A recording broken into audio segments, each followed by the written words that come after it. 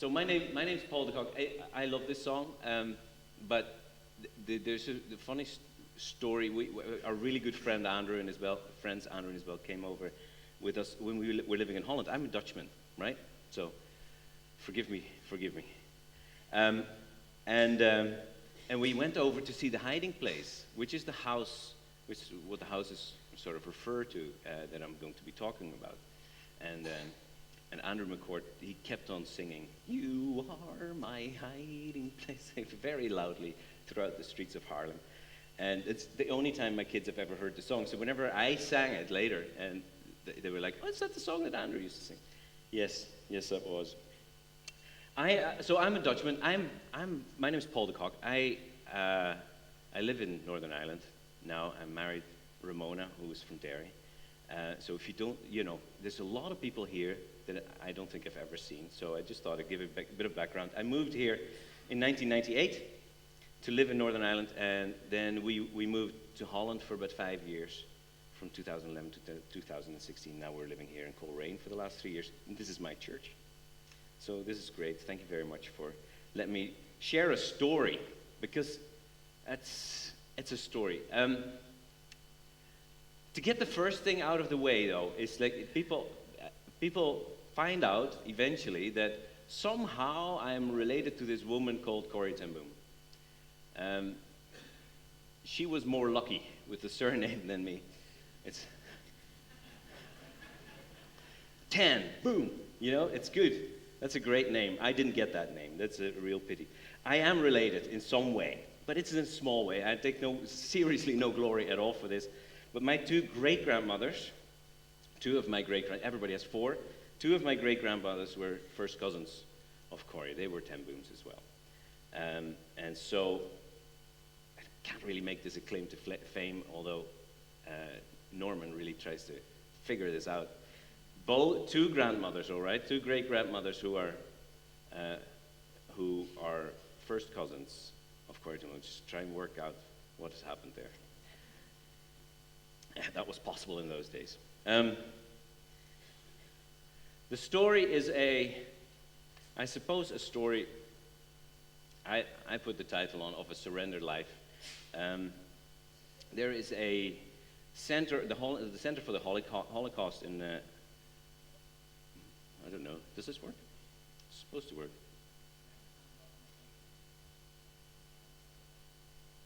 Yeah. The wee light comes on, but it doesn't do anything. Here we go. Got it. Beat him to it. The Holocaust Center in Israel, Yad Vashem, has a register of people, of non-Jews, who have played a significant role in rescuing Jews around the world. And so they have a memorial to three members of my family. This is Corrie.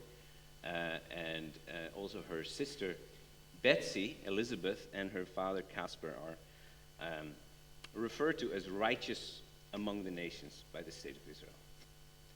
It's quite the honor. And here's my humble wee self talking about her. It's a long story, but I just want to give you a bit of the bones of it, and then I will show you, tell a couple of stories around it that hopefully will fill in this picture a little bit about what happened in this case. This woman, Corrie, she was born in 1892, so a long time ago.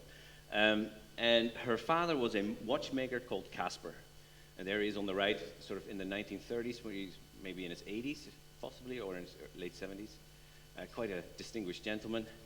He was a watchmaker and a jeweler, and they were a very, very godly family. They had Christ at the center of everything that they did. Corrie grew up as the youngest of four kids. She did okay in her youth. She had an engagement at one stage. The engagement was broken up because the family of the man she was engaged with thought she was too low class, and so didn't allow the young man to marry Corrie, which broke her heart at the time. But she sort of moved on and started caring for her mother, who became ill and then died in the 1920s. After this, Corrie decided to become a watchmaker, help her dad in the watchmaking shop, and she went to Switzerland to be educated as a watchmaker and became the first qualified watchmaker in Holland, which is pretty cool. Watchmaker woman in the Netherlands, yes. So how's about that? She worked in this shop. This here is the shop. So it's good to know the shop was down the stairs, and upstairs were the living quarters for everybody.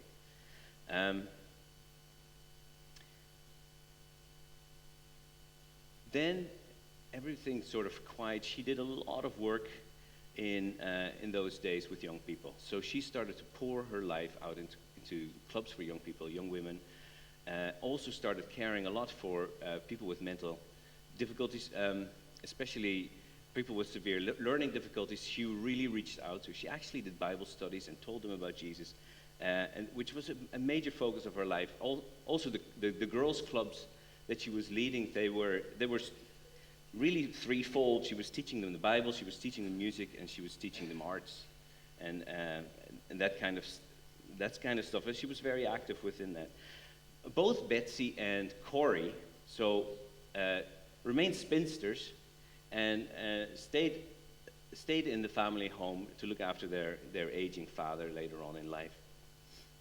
When Betsy was 48, a war broke out in the Netherlands.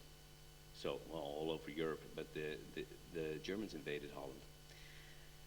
And from that moment on, everything changed. The Ten Booms, they were a very well-respected family, I suppose, in the city of Haarlem, the small city of Haarlem, right in the west of the country, and never, I suppose, closed their door to anybody.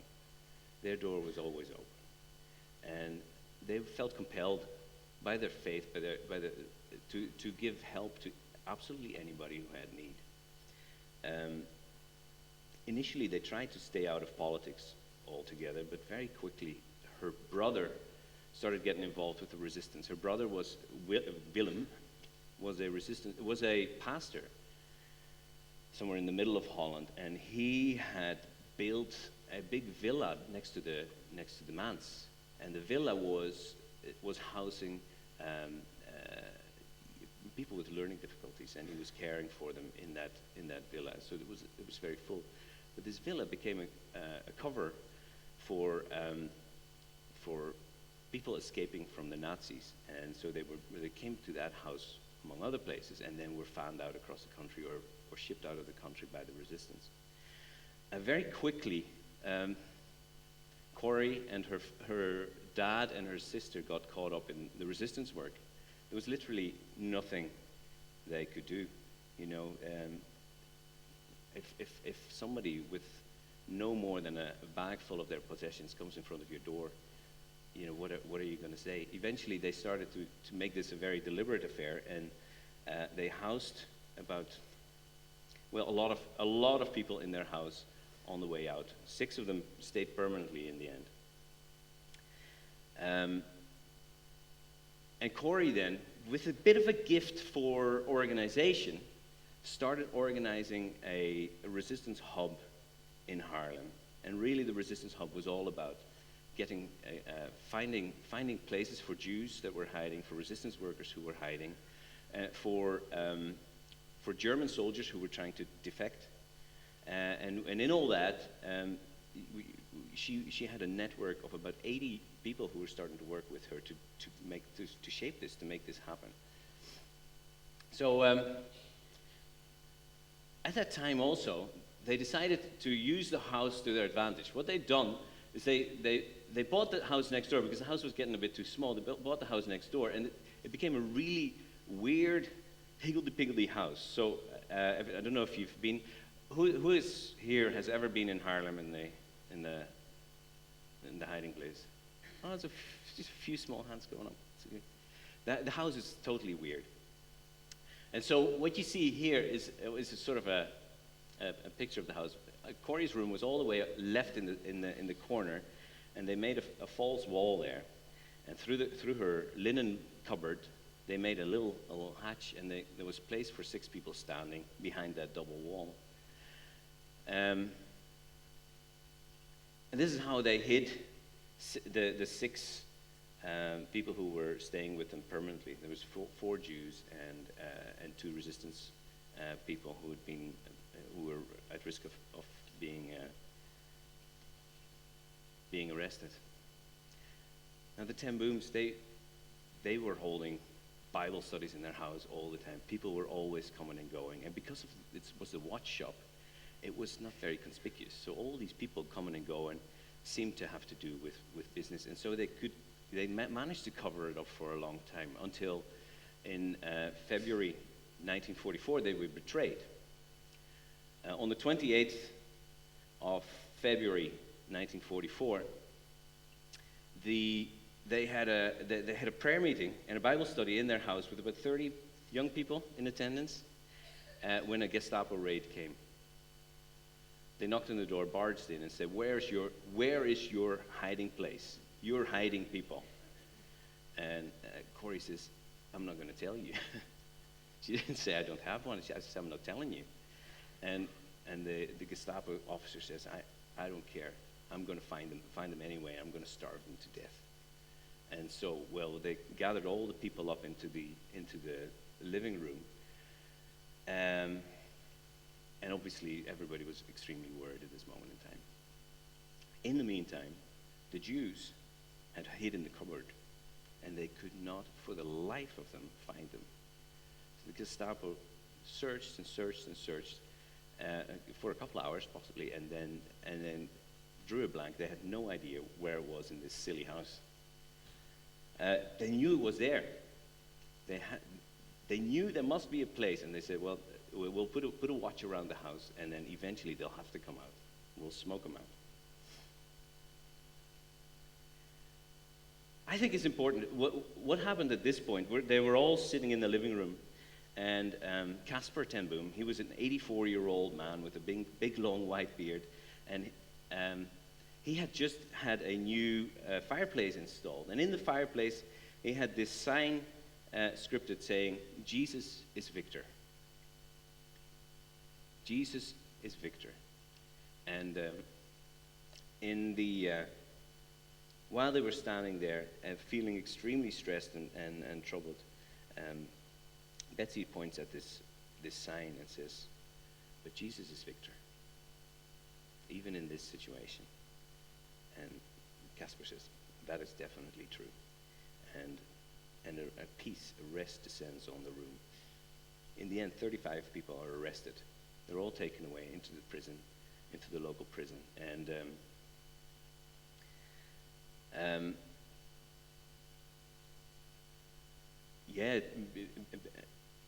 in fact, actually, Corrie at this moment in time had the flu. So she was actually lying in bed when the raid happened. And since the double wall was in her room, all the Jews, they ran through her room into the cupboard and then closed the cupboard, and she threw some documents in after them, and then the Gestapo just walked in and couldn't find them. But she was ill, and she was taken to the hospital. Not to the hospital. She was taken into prison, where she was put into solitary confinement because she started to have deteriorating symptoms. They were all put in prison. Within 10 days, Caspar ten Boom had died in prison. The old man could not handle the stresses on his body anymore, and he succumbed to his treatment in prison. 3 months long, Corrie was in solitary confinement in a town called Scheveningen near The Hague.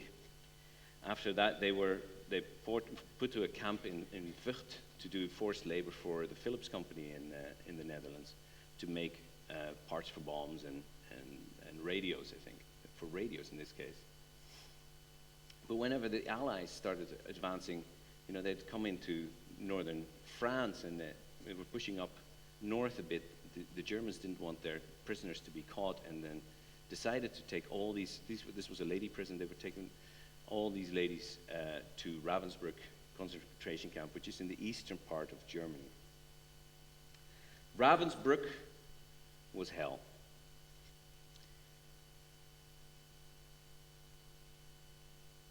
And the 8th of September, they arrived there.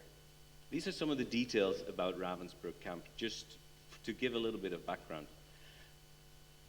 In total, over the war, 130,000 women passed through Ravensbrück camp. 50,000 of those died in the camp.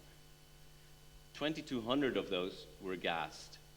But very poignantly, 15,000 of the total that had passed through there actually lived to see the end of the war. If you went to Ravensbrück, you had about an 85% chance of not seeing the end of the war. It was horrendous. It started off pretty okay, actually. So Ravensbrück camp, when in the early stages of the war, was pretty civilized. They made flower beds and made it all sort of reasonably pleasant, gave people enough to eat. But overcrowding very soon started to let everything slip. In the first year of Ravensbrück camp, 57 women died in total, which is quite a lot. But by the end of Ravensbrück camp, 80 women a day were dying.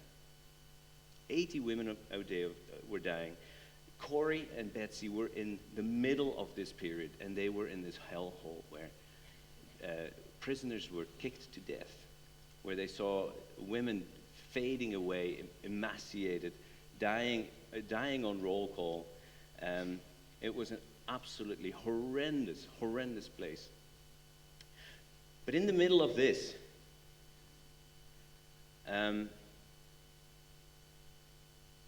Corrie and Betsy decided to try and bring some hope.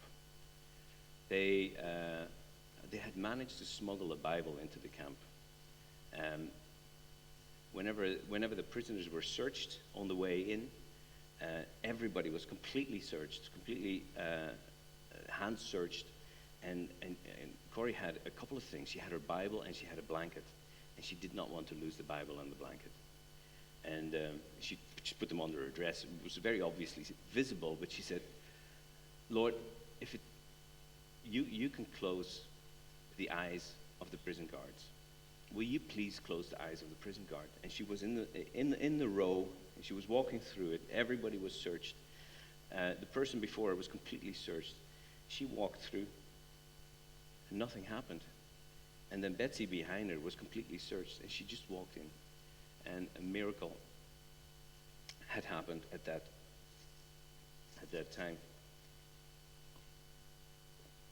In the camp, obviously, conditions were horrendous, but she had decided to. The two of them had decided to give themselves as much as they could. And in the middle of this horrid hell camp, they decided to start Bible studies, and twice a day, they opened the Bible with the prisoners who would want to be around them, and that was an ever-increasing group. And she started having Bible studies. Very soon, other barracks were starting to ask for her to come as well. And on a Sunday, she would go to up to 10 or 15 barracks to preach in each of these barracks during her stay in Ravensbrück.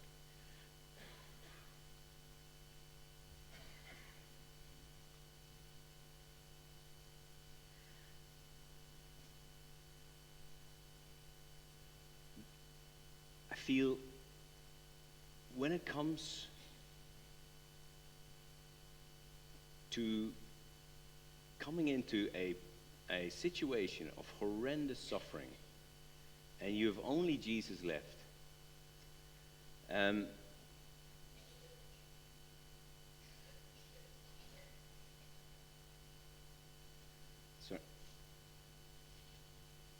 then what is your attitude?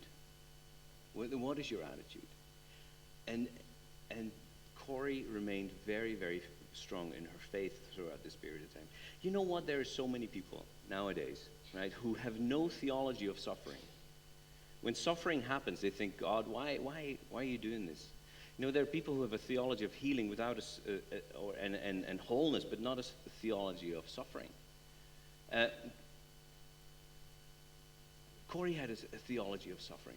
She said, "I don't understand it, but I don't have to understand it. I just have to believe. I don't have to understand, I have to believe." Believing is not the same as understanding. And whenever she came to talk about this time, she says, and encouraging the women around her, she saw so many people completely despondent. One of the things that she did to tackle the suffering is that she just pointed to Jesus. She said that there is no pit so deep that God's love is not deeper still. Right throughout, whenever she talked of suffering, she always talked of the suffering of Jesus. Whenever she was experiencing or feeling very, very, very low, very, very sorry for herself, she looked at Jesus and the suffering that he went through, and she said, "Okay, Jesus, I'm going to look on you. You are the suffering servant. I am going to put my eyes on you. There's no pit so deep that God is not deeper still." And what are you going to do whenever you lose everything in your life? And I love this quote from her whenever she talks about losing everything. When she walked into that camp, she had nothing left. She managed to smuggle that little Bible, and that was it. You may never know that Jesus is all you need until Jesus is all you have. You may never know that Jesus is all you need until Jesus is all you have. Betsy and Corrie at this moment in time had nothing left except for Jesus. And you know what? That lifted their spirits. And you know what? That gave them the strength to invest in the lives of the women all around them. The women who were in hell. Another part of her attitude was servanthood. In the faced with the intensity of the suffering that she was involved with, she decided to give of herself all the time. You know, I love this quote from her: "Don't bother to give God instructions, just report for duty." Do you know what that means? Whenever you walk into your life, I know I am like that. You know, at starting my day off, I'm very good at giving God instructions. God, I really need you to do this. I need you to do that. I need you to do such. I need you to do this. I think it's when we live the life of Christ, I think we tend to do this, do we? Our prayers are wish lists, and say if we even pray, you know, sometimes we just barge into the day. I just love this. Don't stop giving God instructions. Just report for duty. And with this attitude, Betsy and Corrie at this moment in time just walked into each and every day and said, "Okay, God, where do you have us serve? What do you have us do? Who do you have us bless at this moment in time?" Now, I'm going to be honest with you. Nobody can tell me that no, and she doesn't either. I've been reading through the book over this week, of her own memoirs, and what has been fascinating is that she doesn't really claim a lot of strength or courage. She saw women around her who had great courage, and she remarked on that courage and the lack of her own. She thought she was very, very weak and fearful. But when it comes to feeling weak and fearful, you have a choice. So are you going to look for it inside yourself? Or are you going to look to the one who created you and give God all the glory? Then the final one there, the final surrender. Never be afraid to trust an unknown future to a known God. In our lives, we have a lot of unknowns. I know myself. I feel like I have sometimes you walk into life. I feel like, and life is like a mist.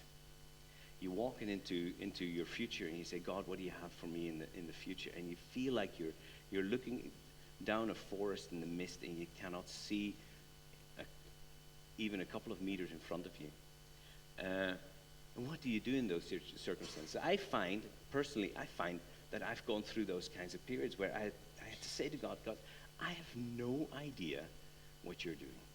I have no idea what you're doing. What is the purpose of all this that's going on? Have you ever said that to God? Why? Why all this? And we can't see the road. We can't see the road, but God can. And whenever it comes to this, can I just say, Jesus knows the road? He really does. But he won't let us know until until we're walking it. The point of following Jesus is that it's trust and surrender. When you trust Jesus, you don't know the outcome of your life. You can only surrender to Jesus and say, Jesus, whatever you have for me, I'm going to walk that. I'm going to follow you. And even though I can't see anything in front of me, I have no idea where the road goes, I just entrust my life to you. Help me take the next step. Take the next step, and take the next step by the power of your Holy Spirit. Just lead me and guide me even in the darkness. I love it when David writes the 23rd Psalm. You know, even though I walk through the valley of the shadow of death, I will not fear, because he is with me.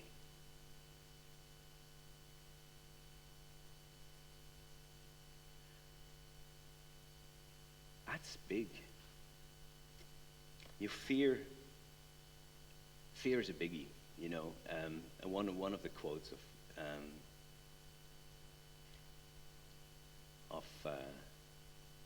Corrie, well, I'll get to it in a minute. But when you think about fear, right?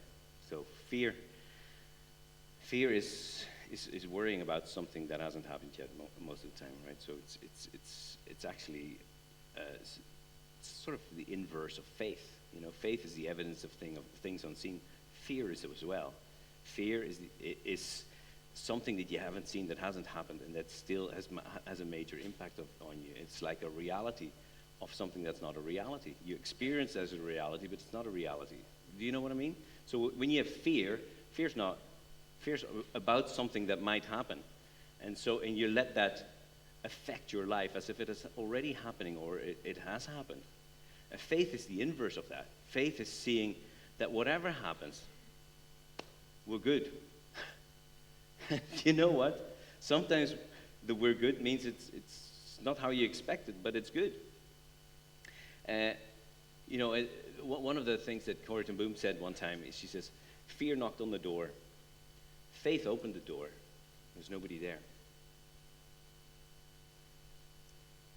Whenever you have faith, when fears come, if your source of faith is in Jesus Christ, there's nobody there. Fear knocked on the door. Faith opened the door. Nobody was there.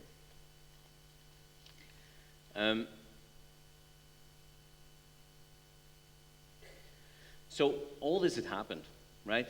And Corrie had gone through this entire process of concentration camp for about 3 months, 4 months almost. She was in this concentration camp, and then Betsy became very, very ill and died on the 16th of December that year.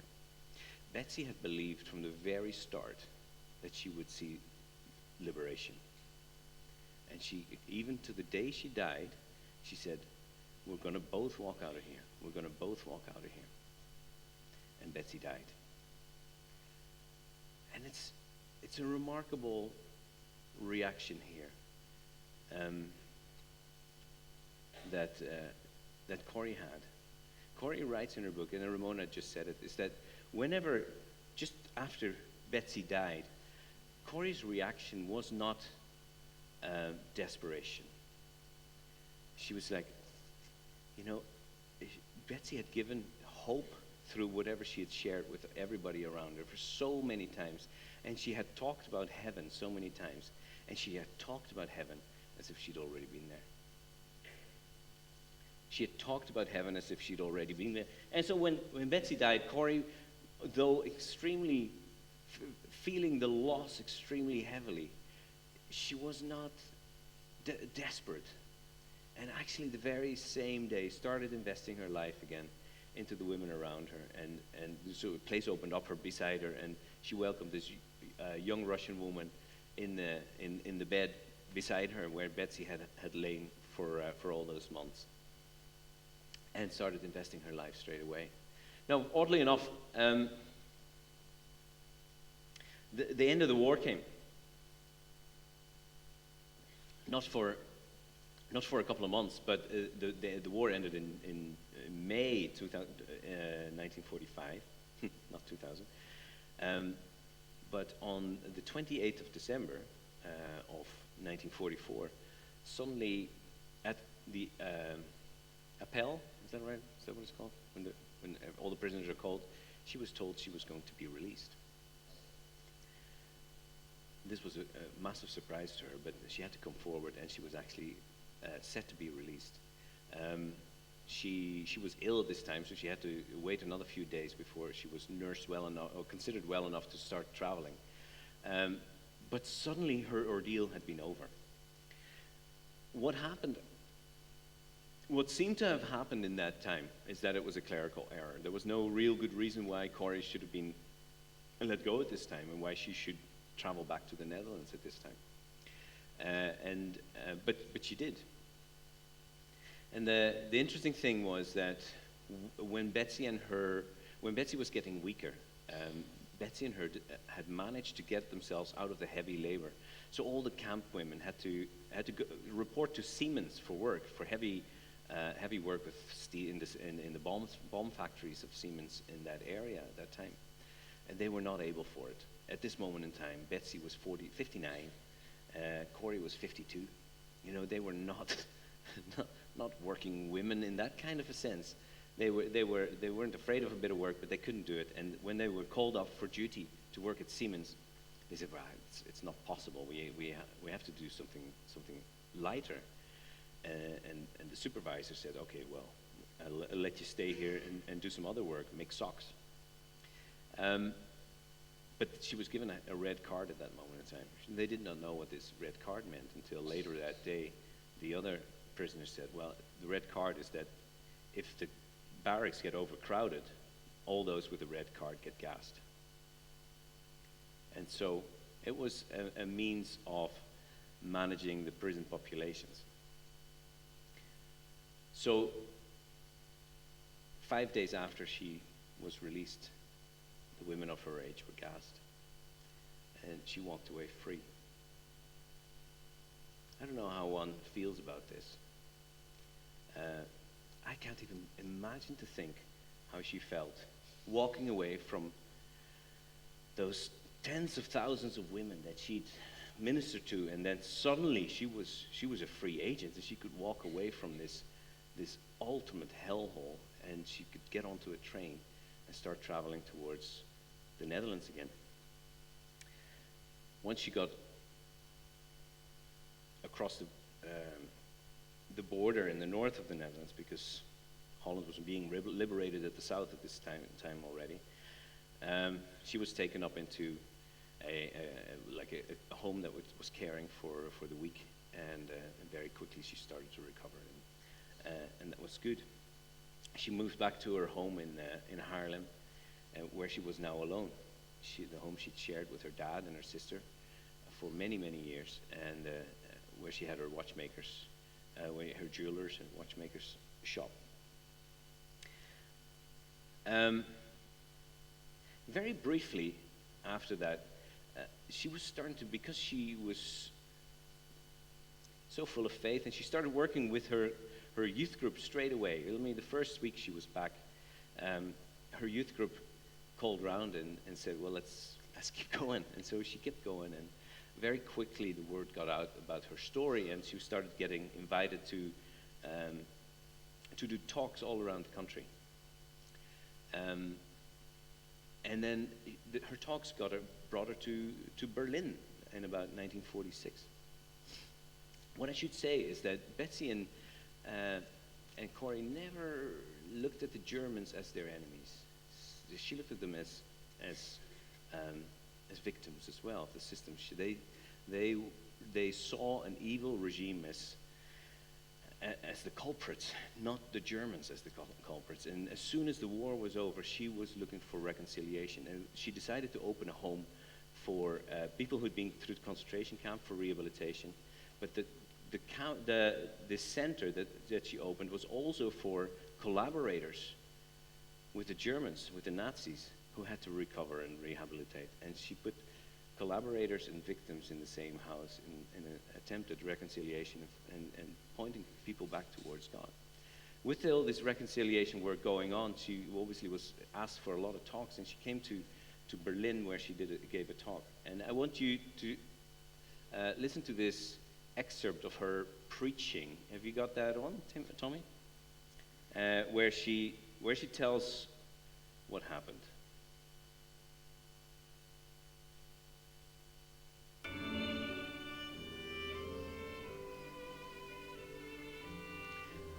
She's got a great accent. Source of our strength is Jesus Christ himself. And his cross shows us that we can accept suffering as a part of God's plan for this world. When I was in a concentration camp, one of the most terrible things I had to go through was that they stripped us of all our clothing, and we had to stand. The first time was the worst. I said, Betsy, I cannot bear this. And suddenly it was as if I saw Jesus at the cross. And the Bible tells, they took his garments, he hung there naked. And I knew he hung there for me, for my sins. And by my suffering, I understood a fraction of the suffering of Jesus Christ, and it made me so thankful that I could bear my suffering. Love, so amazing, so divine, demands my life, my soul, my all. Some people are afraid to look at the cross. Are you? Don't be afraid. The cross is terrible. It's terrible how Jesus suffered. Not to describe. But you must not be afraid to look at it. For if you had been the only person in the world, Jesus should have suffered for your sins. At the cross, when I first saw the light, and the burden of my sins rolled away, it was there by faith I received my sight, and now I have guidance every day. It was some time ago that I was in Berlin, and there came a man to me and said, Mr. Bohm, I am glad to see you. Don't you know me? And suddenly I saw that man that was one of the most cruel overseers, guards, in the concentration camp. And that man said, I'm now a Christian, I have found the Lord Jesus, I read my Bible and I know that there is forgiveness for all the sins of the whole world, also for my sins. I had forgiveness for the cruelties I have done, but then I have asked God grace for an opportunity that I could ask one of my very victims forgiveness. And Fräulein ten Boom, won't Sie mir vergeben? Will you forgive me? And I could not. I remembered the suffering of my dying sister through him. But when I experienced that I could not forgive, suddenly I knew I myself have no forgiveness. Do you know that Jesus has said that? When you do not forgive those who have sinned against you, my heavenly Father will not forgive you your sins. I knew, oh, I'm not ready for Jesus coming because I have no forgiveness for my sins. But I was not able, I could not, I could only hate him. And then I took one of these beautiful texts, one of these boundless resources, Romans 5:5. The love of God is shed abroad into our hearts through the Holy Spirit who is given to us. And I said, thank you, Jesus, that you have brought into my heart God's love through the Holy Spirit who is given to me. And thank you, Father, that your love is stronger than my hatred and unforgiveness. That same moment I was free. And I could say, brother, give me your hand, and I shook hands with him. And it was as if I felt God's love streaming through my arms. You never touch so the ocean of God's love as that you forgive your enemies. Can you forgive? Forgiveness. Forgiveness is the key that unlocks the door of resentment and the handcuffs of hatred. It is a power that breaks the chains of bitterness and the shackles of selfishness. How can you ever have that power? How can you ever have that power that she displayed with this camp guard coming up to her? Should he have been forgiven by her? Do you wonder about that? I wondered about that the first time I heard this story. Why he's not deserved that? He's not deserved her forgiveness. Why should she do that? But you know what? Jesus has forgiven us everything. Everything, no matter how bad we've been. Jesus died for every single one of our sins. And if Jesus says, I will forgive it all, I forgive it all, then why would we hold on to unforgiveness? The story of Corrie is such a beautiful example of this forgiveness. Again, the forgiveness is this key that unlocks the door of resentment. Resentment's gone, and the handcuffs of hatred.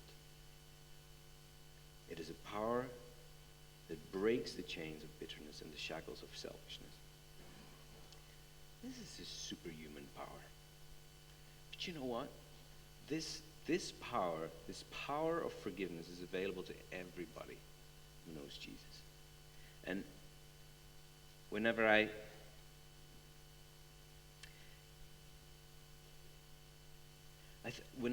think about this, I think there's only just the one prerequisite, and that is to live a surrendered life in this kind of way, a way that transforms the whole world around us. The way in which we can live a transforming life is through Christ in us. And there's a story about Corrie when she was a 5-year-old girl. And so Corrie had an imaginary friend at this time, an invisible imaginary friend. So whenever they were sitting at the table, Corrie would very often go like, and then she said, somebody at the door, somebody go and open up. And she was playing this game all the time, and then she would let in her imaginary friend. And her mother had been observing this for a while. And after a while said, you know, Corrie, there's somebody knocking on the door of your heart. And you can let him in, and his name is Jesus Christ. And her mother says, Corrie, would you like to let Jesus into your heart?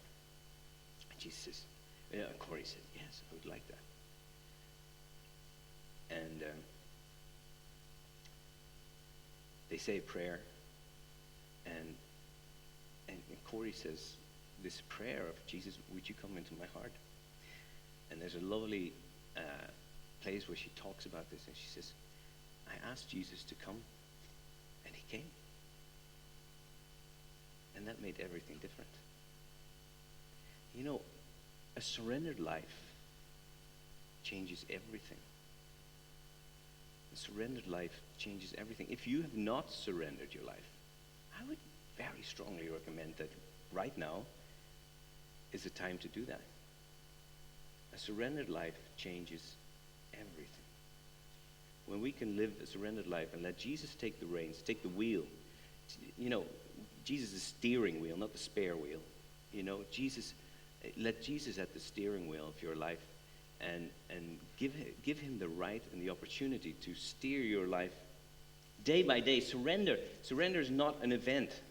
Okay, so surrender is a process. Well, keep on being transformed by the renewal of your thinking. We lose this. In the Greek, there's something called as a present continuous, which means you have to keep on doing, keep on being transformed by Christ. Surrender is a process of surrender constantly to him. And you know what? That capacity to be a light in the world that transforms everything, the world that is around you, is available for you right here, right now. Another wee thing here is that, you know, Corrie was she was 52 when she was arrested. She's about 50, 53, 54 whenever she started to get a ministry of preaching all over the world. And she preached for more than 30 years all over the world. Never think of yourself as too old or too young or too fat or too skinny or whatever. God can use everybody. And I just want to, right now, I'm just going to want to ask you to maybe close your eyes. I really want to give you an opportunity to respond to Jesus. If you think you have, Jesus is saying something to you right now about living a surrendered life. And if you have not surrendered to Jesus in your life, I just pray, I would just ask you, would you consider that right now? And would you consider giving your life right now to Jesus? There's no better way. You can give your life to many, many other things, but the rescuer of your souls, the only way to heaven, the only way of peace with the Father who created us, is open right now. And all it is ask him to come, and he'll come. It's no more difficult than that. But it takes everything. Let's pray. We'll close our eyes. Lord, at this moment in time, in this church, BBC, Lord, we just had an opportunity to reflect on the life of somebody who was surrendered to you. And Lord, it humbles us in a way, Father, that you would work so powerfully through one person. But Lord, she would have absolutely hated the idea of her being special, Lord. She would have told me I was stupid if I would say that.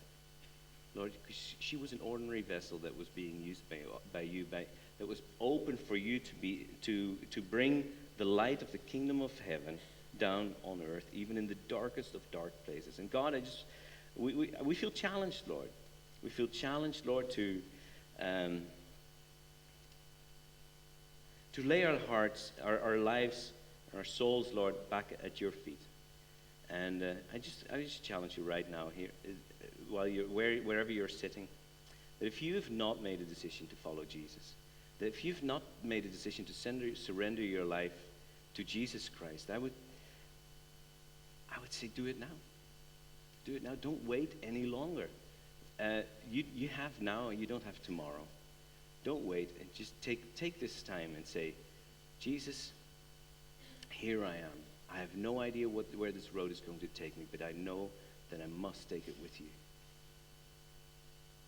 I surrender myself to you. Will you forgive my sins? Will you carry me in this life?